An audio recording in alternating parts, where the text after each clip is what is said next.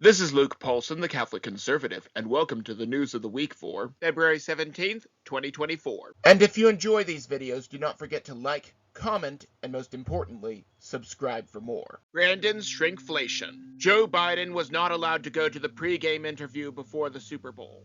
This is because his handlers cannot trust him in front of a microphone. They only allow him to do this when absolutely necessary, then usually do not allow him to take any questions. However, he did release a statement on shrinkflation because he is finally allowed to talk about it. He called on companies to stop charging the same price for smaller portions of food. Since he is a Democrat, we cannot expect him to know anything whatsoever about basic economics. The only way that the cost of a product can go down is if it costs less to produce said product. With ever-increasing taxes and regulations, this is quite difficult. However, this is the same president who thinks that he can just ask gas companies to lower prices. My message is simple. To the companies running gas stations and setting those prices at the pump, this is a time of war, global peril, Ukraine. These are not normal times. Bring down the price you are charging at the pump to reflect the cost you are paying for the product. Do it now. Do it today. Your customers, the American people, they need relief now.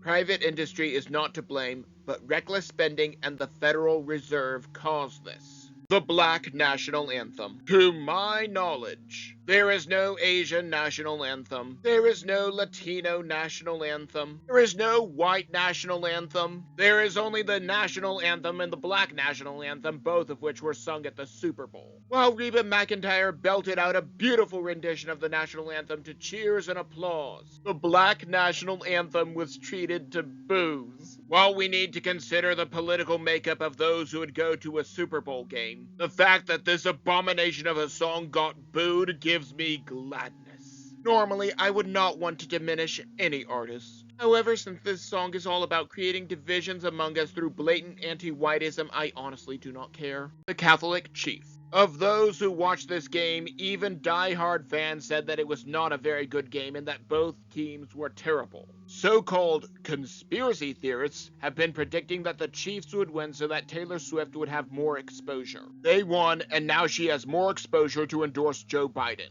Coincidence? I think not! However, I want to highlight someone from the Chiefs that actually matters. Not because of his athleticism, which does not matter in the least, but because of his heart. Harrison Butker had the winning kick of the game. I would like to talk about him for a moment. He adores the Latin Mass, something that the FBI thinks is a dangerous thing to do, and is pro-life, something that the fake news says is oppressive. He served on the altar before becoming a father. Like most athletes, he does not play because of the money, but to create a platform. In his case, it is by which he can talk about the Almighty and inspire others to accept the saving power of the cross. Imagine a celebrity that uses his position to bring more freedom. Imagine a celebrity that uses his position to bring more people to Christ Jesus. Taylor Swift's jet lawsuit. Let us go back to the celebrity that will be instrumental in Joe Biden's election campaign. Taylor Swift used her private jet to get from one end of the city to the other. This took her 13 minutes, but if she had gone by car, it would have taken an insurmountable 30 minutes. Despite this data being publicly available, her legal team is upset, claiming that this information could put her in danger. I know little about her political positions, but I'm going to make two guesses. 1, she believes in defunding the police but will have private security because she is important. 2, she believes that climate change is going to destroy us all despite her private jet. I would like to point out that John Kerry reacts similarly when people call him out over his private jet. These people do not like their hypocrisy on full display for everyone to see. However, this is one type of celebrity tracking that we all need. Maybe if we keep a fire burning beneath them, they will finally admit that they are not more important than everyone else. One can only hope. Speaking of a lawsuit, Gina Carano's lawsuit.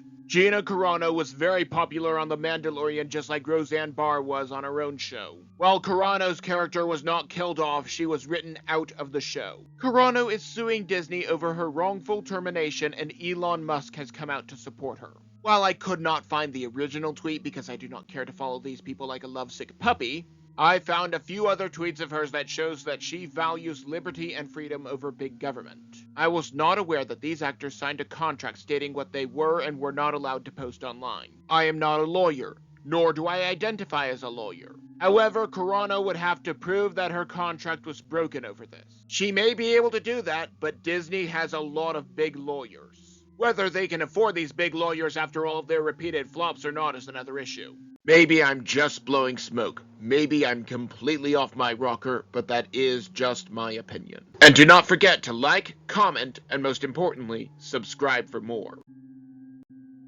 But before you go, on the left I have last week's video, but you may also enjoy the video on the right.